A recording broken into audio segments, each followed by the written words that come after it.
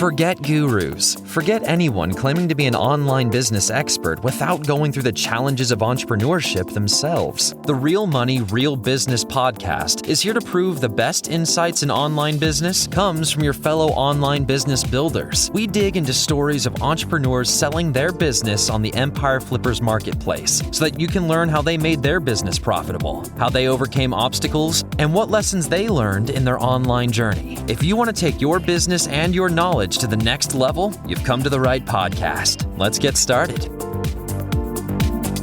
Hey everyone, welcome to another episode of the Real Money, Real Business podcast. We record these interviews so potential buyers have more information about the seller and the business to help them make a buying decision. Before we dive in, let me go over a brief summary of this business. It is an Amazon FBA, an e-commerce business created in October 2015 in the bed and bath and sports niches. The average monthly revenue for the business is $350,047, and it makes an average of $57,517 per month in net profit. The assets included in the sale are 3 Amazon Seller Central accounts with 340 total SKUs, the Vendor Central account, 2 domains with all of their site contents and files, supplier contracts and relationships, employee contracts and relationships, 3 trademarks all registered in the UK, an email list, 2 eBay accounts, and a commerce account. Please be aware that buyers should have an active VAT number in all UK or EU countries where this business has inventory stored before the transfer can finalise. It is highly recommended to begin the VAT registration as soon as possible. And also note that inventory isn't normally included in the listing price, and further details can be provided to active buyers. For everyone listening, you can visit empireflippers.com/marketplace and search for listing 57371 to learn more about the business. Or you can unlock this listing to start your due diligence if you're interested in purchasing this asset. That's a very brief overview of the business. Let's hear from the seller. Shahzad, it's a pleasure to welcome you onto the show. How are you doing? I'm fine. Wonderful. Tell me about your background then. How did you get into building or running online businesses? Actually, I am the third generation in textile. So since 20 years, I am selling to all the major retailers like Lidl, Shibo, Aldi, Next. I am the main supplier who are selling the products in the stores.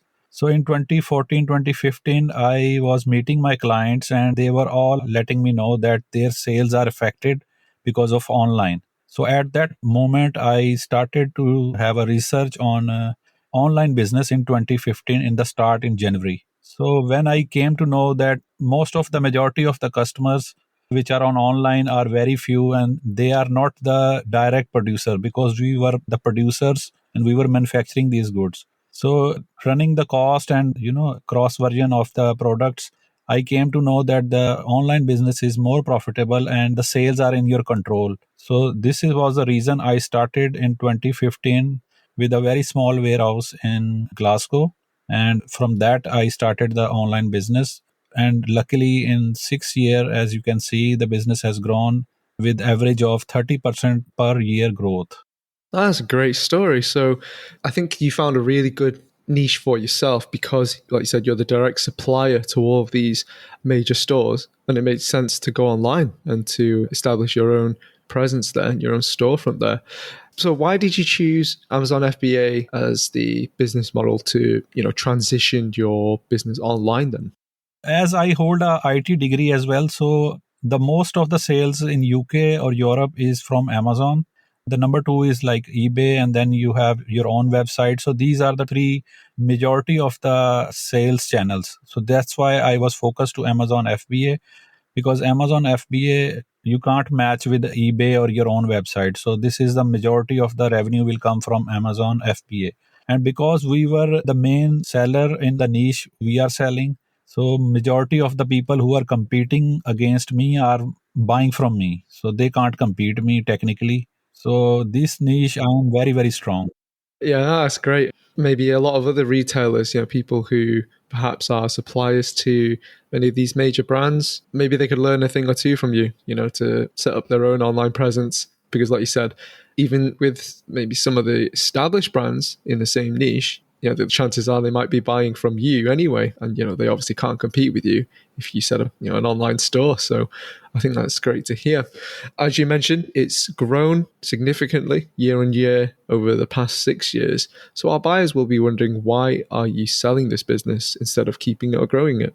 As I am the only son of my family, and my father is now very sick since 6 months. So I am not giving too much time to this business. And as a family decision, we have decided to close or sell this business, because I have to spend some time with my family business rather than selling, running two businesses. It's a family decision, and it's very hard for me to run a lot of businesses when I am the only person to manage this. So this is the reason we are selling this business, although it's growing and it has more chances to grow in next coming years.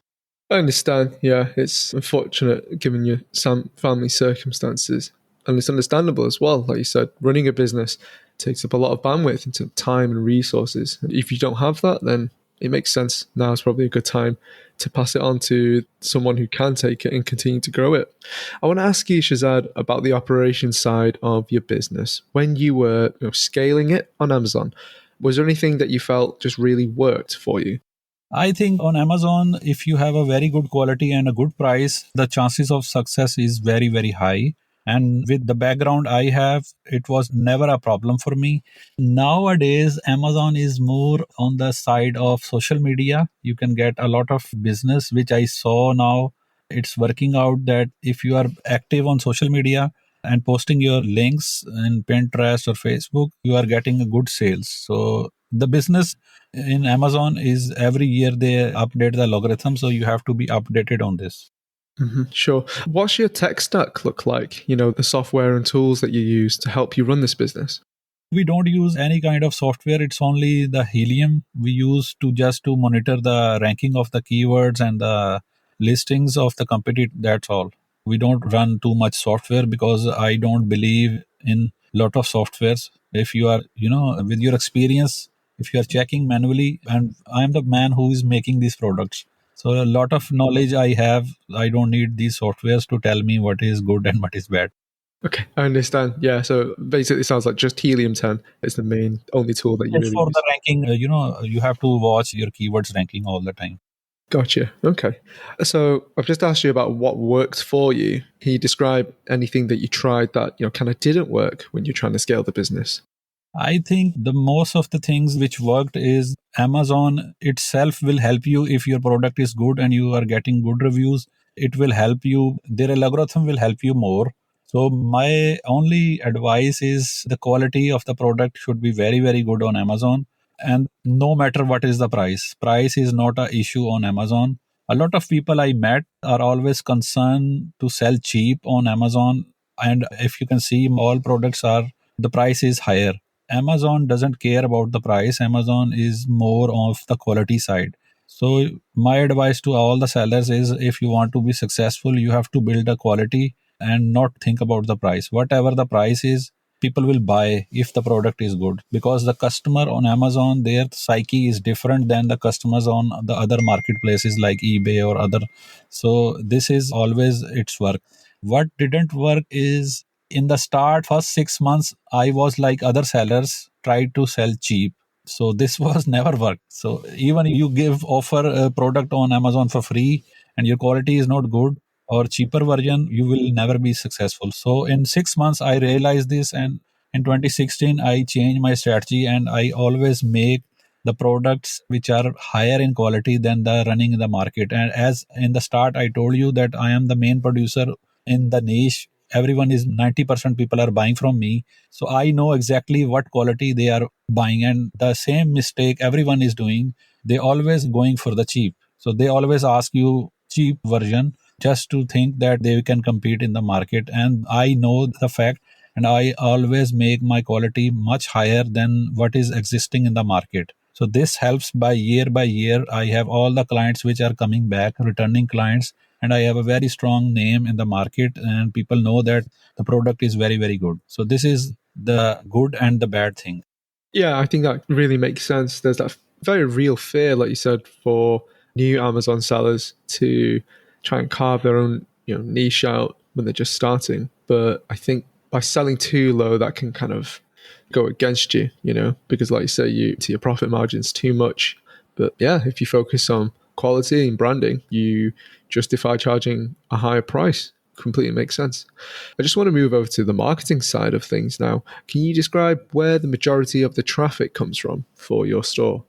Majority of the traffic is coming from on Amazon is from Amazon advertising and organic as well, because as we are 5 or 6 year old in the market, and we are one of the top brand in our niche in the market, and we have a lot of wholesale customers like shops, big companies, they are buying our brand as well in the market in UK and Europe. So this gives you a drive organically traffic. People are searching your name on Amazon or eBay and coming and buying your products. So a lot of effort in the years is done to build a brand. So if the brand is recognized in your niche, so we are one of the top 3 brand in our niche in the UK market, not only online, and it's only in the shops as well in the wholesale market. So this is the major drive that customers are searching for your products. Got it. Can you describe what you do on a day-to-day or even a weekly basis to maintain this business? In the start, I was working hard for first 2 3 years. Now it's established, so most of the time I'm only spending 2 3 hours a day to see the advertising bids and all these things, and the stock management. That's all. There is nothing much work left because all the listings or the products are established. The production standard or the product quality is standard or it's fixed for years now, and we don't have any quality complaints. As you can see, our listing reviews are more than 4.5, 90% of the listings, and all the listings are in top categories. So there is not much work nowadays. The only thing is the stock management is more important now. Okay, so it sounds like things are quite hands-off, quite automated right now. So it's mainly inventory management, like you say, checking over the ads. Do you have like outsourced help or like an in-house team that helps you run the business? Not really, because I am the one who is handling all this. Then we have 2 staff members in the warehouse. Actually, there are 3 people. So the 2 people are doing seller fulfilled orders because we have some products in the warehouse we ship by ourselves because we have space. This is why it's cheaper to store the goods and sell like from your own website and wholesale customers and eBay customers. So the same person is doing this customer messaging. If any response is required, I am sending any message. So really it's a very automated business, and the business is very cost effective as well because the business does not need too many people to run about here and there. Okay, that makes sense. If you stayed with the business, Shazad, if your circumstances were different, what would you say are some of the ways you would try to grow it?